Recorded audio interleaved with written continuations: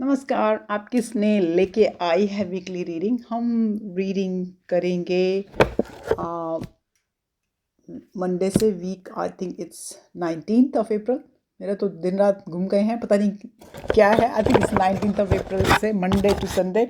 मैं कोशिश कर रही हूँ कि धीरे धीरे आपको रीडिंग से हटाती जाऊँ, क्योंकि ट्विन फ्लेम जर्नी में बहुत ज़रूरी होता है कि आप रीडिंग्स की तरफ ध्यान ना दीजिए। बट कुछ लोग अभी भी रीडिंग्स के ऊपर डिपेंडेंट हैं, तो मैं रीडिंग उनके लिए शुरू कर रही हूँ। तो लेट्स स्टार्ट द रीडिंग। किस तरफ लेके जाती है।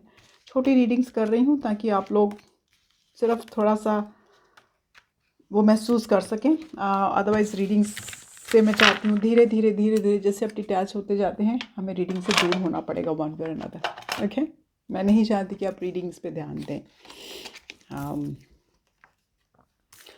मस्कुलर एनर्जी आई है, तो ये मस्कुलर एनर्जी है कि जो उनकी उनकी उनकी इस टाइम क्या है,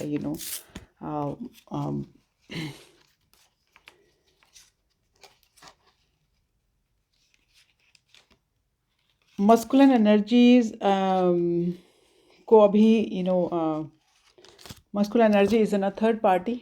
डार्क अटैचमेंट्स हैं, थर्ड पार्टी इन्वॉल्व है मस्कुलर एनर्जी के साथ। आई थिंक जिनको मालूम है कि उनके मस्कुलर के साथ थर्ड पार्टी है, there is someone in the life, so there is a third party, they are coming very openly, cards are telling. So मैं नॉर्मली थर्ड पार्टी की रीडिंग्स नहीं करती हूँ, लेकिन आई है तो मैं डिनाई नहीं कर पाऊँगी। थर्ड पार्टी है वहाँ पे, डार्क अटैचमेंट्स हैं वहाँ पे, और उनको अपनी डेप्थ में जाना होगा। They'll have to go to that depth. उनको उनको ये पूरे जो कनेक्शन की कम्प्लेक्सिटी में जाना होगा, उनको अवेयर होना होगा, उनको आपकी इम्पोर्टेंस का धीरे धीरे पता चलेगा। जब वो धीरे धीरे पता चलेगा तो अपने आप हारमनी में जाएंगे। हारमनी में जाके वो पीस, वो बैलेंस, वो फ्रेंडशिप ढूंढेंगे जो आपके साथ उनकी थी। और फिर कन्फेशन होगा आपके साथ, कोई अनएक्सपेक्टेड मैसेज आएगा, कुछ अनविलिंग, कुछ जस्टिफिकेशन आपके साथ होगी। That's what the cards are saying. The energy is saying that these are energies, doesn't mean कि वो ये सब करेंगे, क्योंकि this is what energies are telling them. Now वो करते हैं unexpected message, नहीं करते हैं, that is up to the universe to push them, or it's up to them as well to accept it. Okay, third party situation definitely है. Okay, so I will not say कि नहीं है. And third party could be a person, could be a job, could be a hobby, could be parents, could be siblings, anyone, could be kids. Okay, मेरी as पे तो kids भी होते हैं, जो दूसरे लोगों के किड्स शायद नहीं चाहते होंगे कि उनके parent should go with somebody else. So it's all of those. Okay ना, वो कहते हैं कि wait, the timing is not quite right. So अभी जो है इस कनेक्शन के लिए टाइमिंग राइट नहीं है। Time apart, some distance will help bring clarity. जब भी डिस्टेंस होता है क्लैरिटी होती है। हाँ, डिस्टेंस काफ़ी टाइम से चल ही रहा है और आप बोलोगे बार बार डिस्टेंस का कार्ड बार बार आ ही रहा है। I don't understand. वल्नरेबिलिटी है, you can be completely open to with this person. आप तो शायद हो गई हो वल्नरेबल, टोटली ओपन हो गई हो, शायद वो वाला सामने वाला इंसान नहीं हुआ है। सो शायद उसको ओपन होने की ज़रूरत है। बोलते हैं you try something new you have never done before. So in order to keep your brain away from this connection for some time, 24/7 छोड़ के आप कुछ और ट्राई कीजिए यार, कुछ हॉबी ट्राई कीजिए, कुछ ट्राई कीजिए। Try it, it's never too late, never too late. Okay, तो लेट्स सी कि hidden truth of the oracle हमको क्या मैसेज देते हैं। छोटी छोटी रीडिंग्स करती हूँ, इसलिए कर रही हूँ ताकि आप धीरे धीरे धीरे धीरे रीडिंग से दूर होते जाएं। मैंने देखा कि मेरे काफ़ी जो हैं आप लोग काफ़ी हो गए हो, which is lovely, beautiful thing. Okay, so many things remind me of you. तो उनको आपकी याद तो आती है, दे डू गेट, कि उनको याद आती कि आप में कुछ चीज़ें आपकी उनको याद दिलाती होंगी। याद किया दिल ने, कहाँ हो तुम। Hide behind material things. लोगों को मटेरियल थिंग्स के पीछे छुपने का बहुत शौक है। नई गाड़ी, नई कार ले लेंगे, न्यू आउटफिट ले लेंगे, नया नया हारमोनियम ले लेंगे, या वो नया घर ले लेंगे, या नई गर्लफ्रेंड ले लेंगे।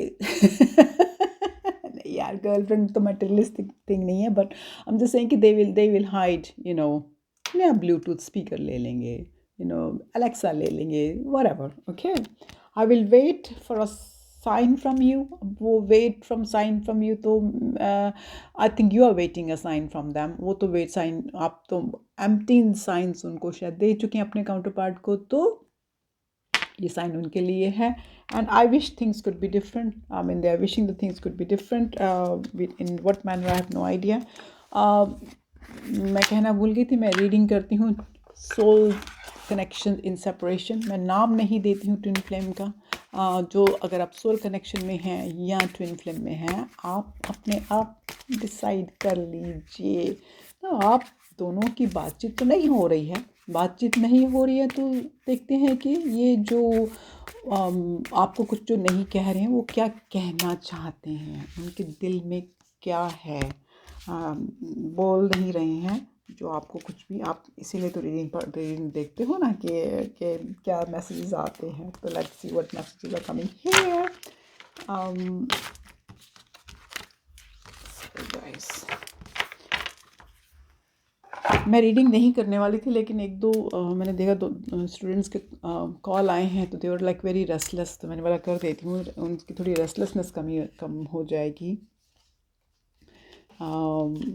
सो राइट, 4 कार्ड्स हैं. उसमें वो कहते हैं, I am trying to take responsibility for my actions right now, please know this. ये कार्ड काफ़ी वीक से आ रहा है कि they are trying to take the responsibility for their action. उनकी कोई रिस्पॉन्सिबिलिटी होगी जो वो आपको नहीं बताना चाहते होंगे. That's okay. You are special to me even though I told you otherwise. You are special to them even though उन्होंने आपको धक्का दिया होगा या आपको कुछ गलत बात बोली होगी. Okay, I wish I had told you how much you really mean to me. वो कहते हैं, काश मैंने आपको बताया होता कि आप मेरे लिए किस जगह, क्या स्थान आप रखती हैं मेरे लिए. I just want you to be happy. They just want you to be happy. मैं एक कार्ड और उठाऊँगी. I am really bad at commitment. तो वो कमिटमेंट के लिए रियली बैड हैं. Oh my God, how come. And then I still hold a piece. You still hold a piece of my heart, all right? So you still hold a piece of their heart. Okay, now next week oracle guidance script हमको किस तरह बताना चाहती है. So let's see. मैं एक ही वो उठाऊंगी कि स्पिरिट हमको किस डायरेक्शन में बताना चाहती है. एक कार्ड गिर गया है, वो मैं ले लेने वाली हूँ. एंड सी कि वो कौन सा कार्ड आया है.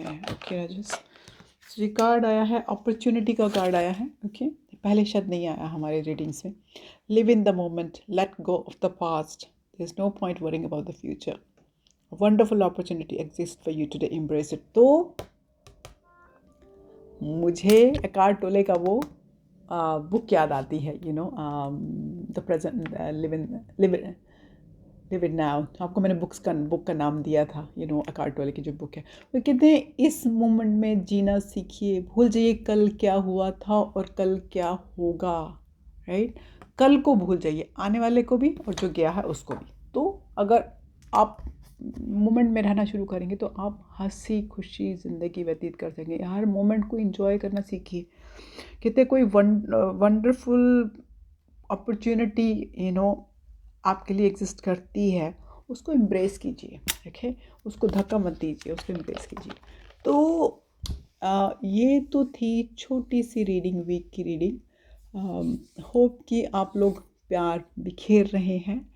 जिन लोगों को भी ज़रूरत होती है हमारे आसपास, उनको आप पूरी हेल्प करने की कोशिश करते हैं by keeping yourself safe as well. Okay, don't become vulnerable. And कई बार क्या होता है कि मैंने देखा है कि मैं जब लोगों को इंक्लूसिव करती हूँ, specially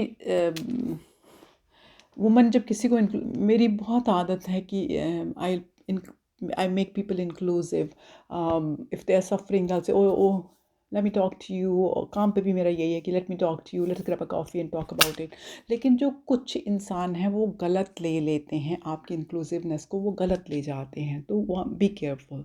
I have been put in a position couple of times and I have been careful, and so I am very open. I write to them and say, hey, you're thinking wrong. That's not what it is I am just helping you out. Okay, अगर आप help भी करें और आपको ज़रा सी भी feeling आती है कि the other person is taking it wrongly, please clarify to them now. No use somebody starts आपके लिए गलत सोचना शुरू कर दें। Okay, so please be careful.